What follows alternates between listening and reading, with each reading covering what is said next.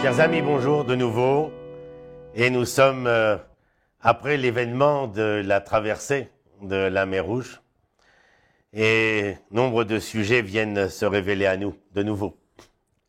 Car l'histoire biblique n'est pas l'histoire simplement pour être racontée, mais parce qu'elle est porteuse de messages, de leçons et d'enseignements. C'est l'historiosophie biblique, les leçons de l'histoire du Tanakh. Et nous le voyons ensemble chaque fois que nous nous rencontrons. Rambam écrit dans le Guide des Égarés, « Ce n'est pas de la nature de l'homme de grandir dans l'asservissement et l'esclavage. Il n'était guère aisé de passer d'une activité de fabrication de briques anglaises, de laver tout à coup ses mains sales et de se battre contre des géants. » Nous l'avions expliqué la dernière fois, et c'est la raison pour laquelle je commence cette fois-ci avec ce passage du Guide des Égarés, pour ceux que ça intéresse, au 3e chapitre 32. Les épreuves, toutes les épreuves que nous aurons à endurer durant ces 40 ans de pérégrination dans le désert, car nous ne rentrerons pas directement en Eretz Israël. 40 ans conséquents, nous le verrons, de la faute des explorateurs, de la faute du Vaudor, mais durant ces 40 années, il faudra permettre à Israël d'acquérir une véritable pédagogie de ce que nous appelons la liberté. Celle-ci ne peut pas s'acquérir du jour au lendemain. Si elle existe comme concept, elle ne fait pas partie de notre modus vivendi de manière évidente, si ce n'est que nous lui donnions, nous lui offrions la possibilité de pouvoir s'exprimer, se réaliser et surtout se concrétiser dans le quotidien de l'homme. On avait vu ça avec Abraham. Nisayon, l'épreuve en hébreu. La racine, c'est nes, c'est l'étendard. C'est comme si le verbe polysémique ici, le substantif de Nisayon, de l'épreuve, était polysémique. Il voudrait dire non seulement l'épreuve, mais l'étendard aussi, c'est-à-dire qu'à ceux capables d'accepter l'épreuve, de s'éprouver, eh bien, il ne pourrait en ressortir que grandi. C'est la raison même de cela. Alors, il y a bien sûr quelque chose de tout à fait intéressant concernant notre propos et tout ce que nous lions à cette sortie d'Égypte.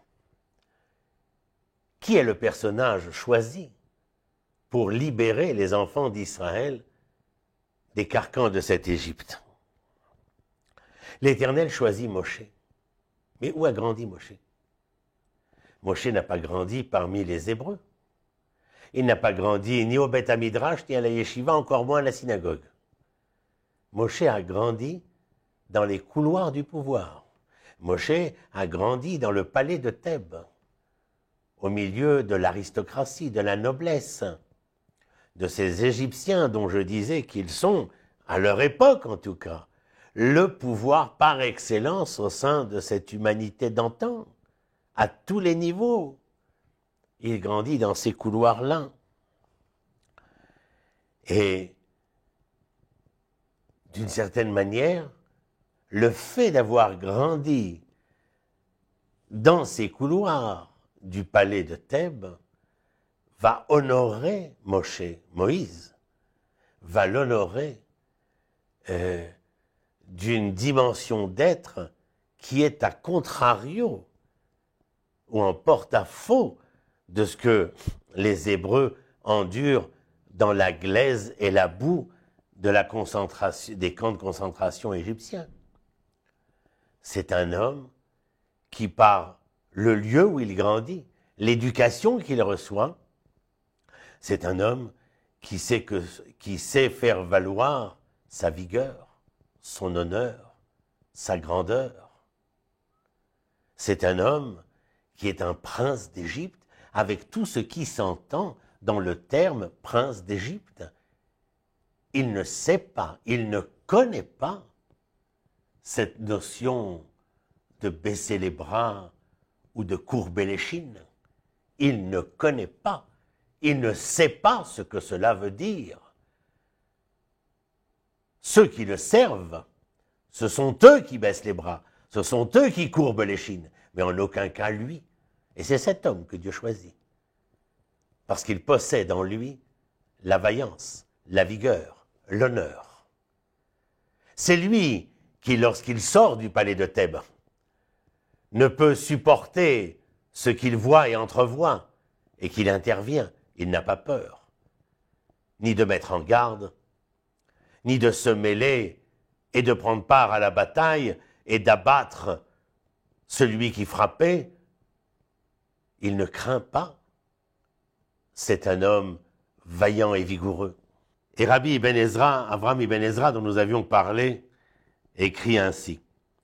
Et qui pourra saisir son secret? C'est lui seul qui connaît ses projets, en parlant de l'Éternel. Et peut-être Dieu a-t-il délibérément souhaité que Moïse grandisse dans un palais royal, afin qu'il sache se dominer et commander, et qu'il ne soit pas habitué à être rabaissé et à vivre dans une maison d'esclavage. Ainsi a-t-il pu tuer l'Égyptien, qui avait fait violence à un Hébreu, et de même, il a protégé les filles de Yitro contre les bergers. Je vous rappelle que les filles de Yitro, lorsqu'elles aperçoivent le personnage de Moïse, elles rapporteront qu'elles n'ont pas rencontré, comme il était dit à propos de Yosef, Ish Ivri, un homme hébreu, mais à propos de Moïse, Ish Mitzri, un homme égyptien. C'est-à-dire qu'il paraissait véritablement comme ces maîtres de séant de l'époque. Homme égyptien, avec tout ce qui s'entendait derrière le terme de homme égyptien. Moïse était un homme courageux, et pour cela, eh bien, il avait dû grandir, non pas dans le shtetl ou dans le Mélach, mais il avait dû grandir au palais du roi.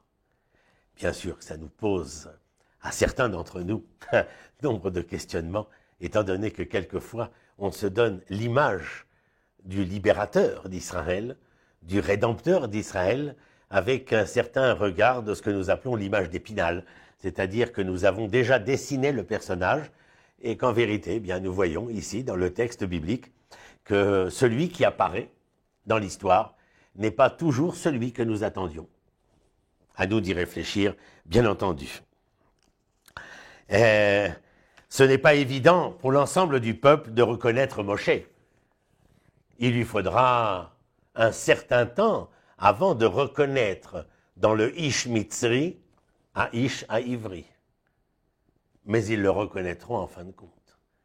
Parce que non seulement Moïse va se montrer comme étant le personnage que nous avons décrit, mais par la suite, une fois sorti de cette Égypte, il va faire valoir toute cette dimension d'identité morale de la manière d'être homme hébreu, c'est-à-dire révéler foncièrement la moralité, l'éthique de cet homme qui est porteur des valeurs de l'hébreu. Et c'est en cela qu'ils reconnaîtront peu à peu, grâce à cela, qu'ils reconnaîtront que le Ish Mitzri ou Ish Ivri. Je viens de vous le dire, Moïse a été reconnu par les filles de Yitro comme étant Ish Mitzri.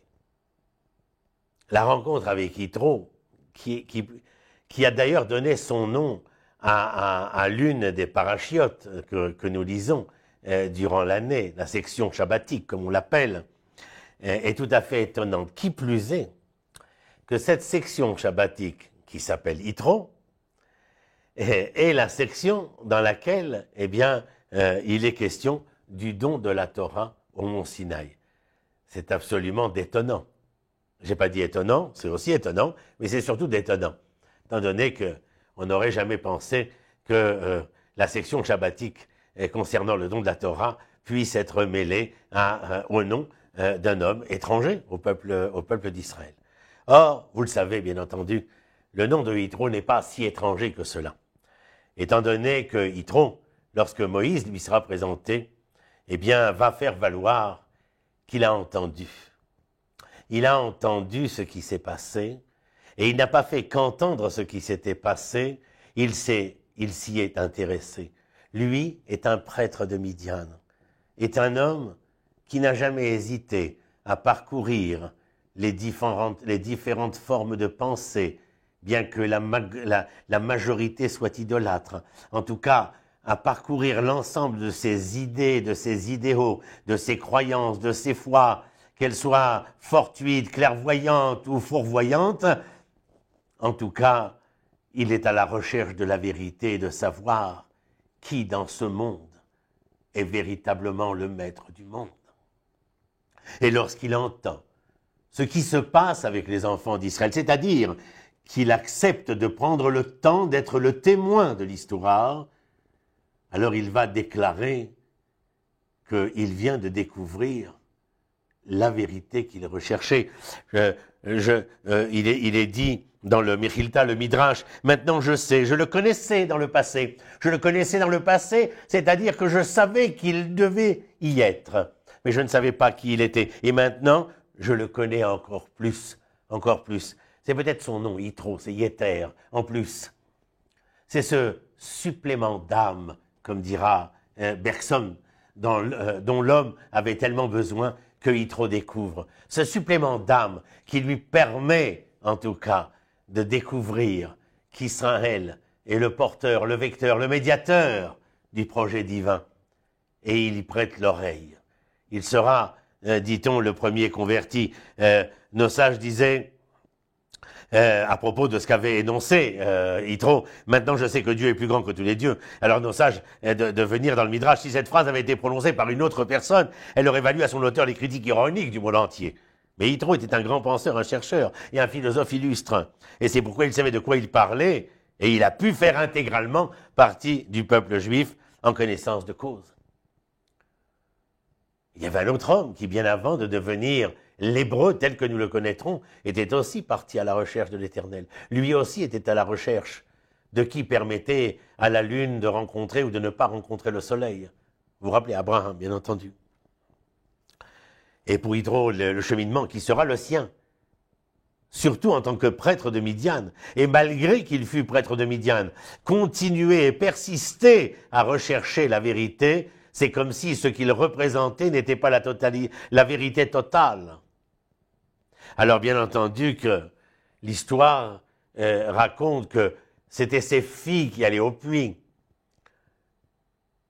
Lui ne pouvait pas y aller. Pourquoi? Eh bien parce que l'histoire nous raconte, enfin le Midrash, il ne fallait pas que les bergers de Midian viennent offenser Yitro, ou plutôt craignaient l'offense qui lui serait faite en tant que prêtre, ou enfin des sourires sous cape, ou des rires sous cape, comme nous avons l'habitude de le dire.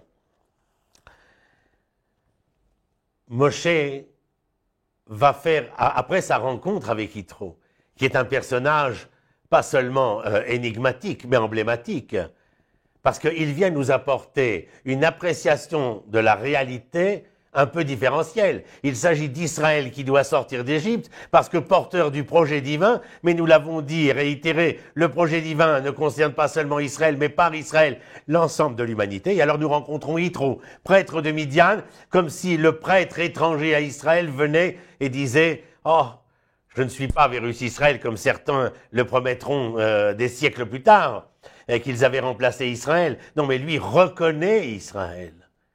Il est témoin et reconnaît Israël.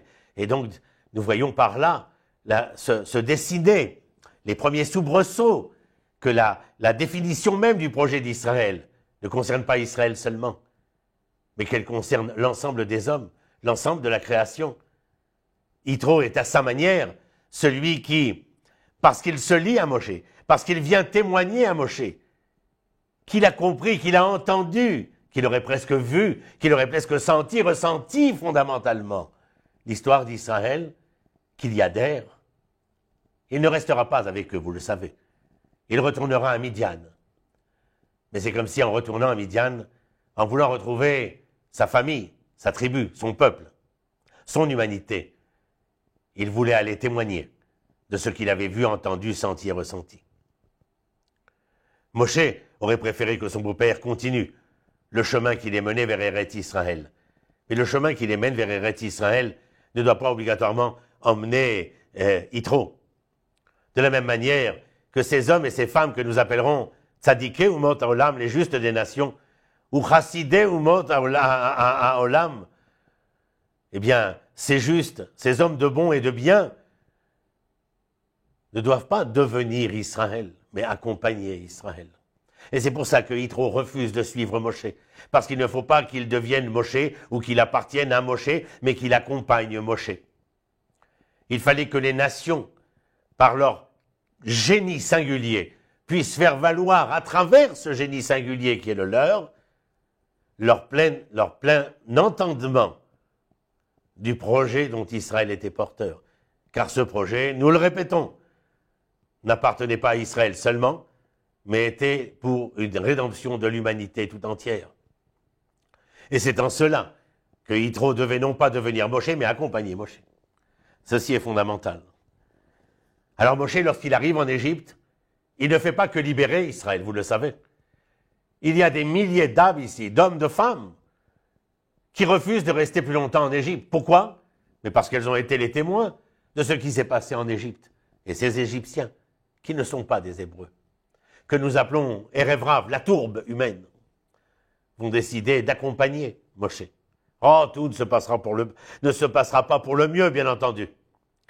Mais en tout cas, beaucoup d'entre eux voudront accompagner les Hébreux et sortir avec eux. Bien sûr, ils seront accusés, eux aussi, comme dira l'Éternel, à un moment donné, à propos de cette tourbe humaine. Et Dieu lui en fit le reproche, car ton peuple a péché. En disant, ton peuple, Amecha, Khatou, ton peuple a péché, c'est en fin de compte dire à Moshe, ceux que tu as accepté de faire sortir avec toi pour t'accompagner, parce qu'ils te disaient, nous serons nous aussi les témoins de cette vérité que nous avons vue, sentie, ressentie, entendue. Et voilà qu'eux se mettent à pécher. Alors, une majorité auront péché. Mais en fin de compte, le peuple d'Israël, dès son origine, va se trouver mélangé. Il inclut jusqu'à aujourd'hui, parmi nous, les descendants d'un grand mélange de l'histoire. Personne ne peut être certain qu'il ne possède pas en lui d'anciens liens avec ce grand mélange, avec cette tourbe. Le Gaon de Vilna, je voudrais faire entendre quelque chose du Gaon de Vilna dans son livre Even Shelema. Il dit ainsi, il classe cette tourbe en 5 catégories. Alors il dit, quand vous voyez des gens qui sont les querelleurs et les médisants, les jouisseurs, les hypocrites, ceux qui cherchent les honneurs et ceux qui cherchent l'argent. Il dit voilà, les querelleurs, les médisants, les jouisseurs, les hypocrites, ceux qui cherchent les honneurs et ceux qui cherchent l'argent. Les querelleurs sont pour le Gaon de Vilna les pires, bien entendu. Ils sont d'ailleurs appelés Amalécites. À tel point que nos sages disent que le Mashiach ne pourra venir que lorsque ces querelleurs-là auront véritablement disparu d'Israël. Des gens, quels sont ces querelleurs? Ceux qui seraient à même de venir et de provoquer des querelles intestines au sein d'Israël, et par ces querelles intestines de vouloir déstabiliser, bien entendu, le processus de réalisation de ce plein projet d'Israël. Mais il ne faut pas, bien entendu, que nous désespérions. Oui, il existe une pleine reconnaissance. Nous les appelons et nous avons aujourd'hui de plus en plus de relations avec ceux qui se dénomment Bichlal Bene Noach, c'est-à-dire les enfants de Noach, de ceux qui acceptent d'être régis et de se régir par les 7 lois noachides et qui veulent non pas devenir Israël, mais accompagner Israël. Il y a des années de cela, ce rassemblement humain au Japon existe toujours, il s'appelle les Makuya, et il était venu voir le Rav Tzviuda Cohen Cook, Zecher Tzadik Livracha, et à cette époque-là, la fin des années 60, leurs dirigeants spirituels avaient pensé que peut-être il serait de bonne loi de se convertir au judaïsme. Et le Rav Cook avait, repoussé la proposition. Parce que ce n'était pas en devenant nous qu'ils seraient eux, mais c'est en nous accompagnant qu'ils seraient capables de faire valoir leur génie singulier. Et je crois que ce n'est pas rien de dire que véritablement il existe au sein de notre histoire humaine, de ces chassidé ou mota olam, de ces tzadiké ou mota olam. Non peut-être pas comme nation juste, mais les gens justes existent. Si les nations justes n'existent pas, les hommes justes existent. Et voilà que des hommes et des femmes voulaient se lever, comme Yitro, pour accompagner les enfants d'Israël et témoigner que le projet d'Israël concernait l'ensemble de la création. À bientôt. Shalom.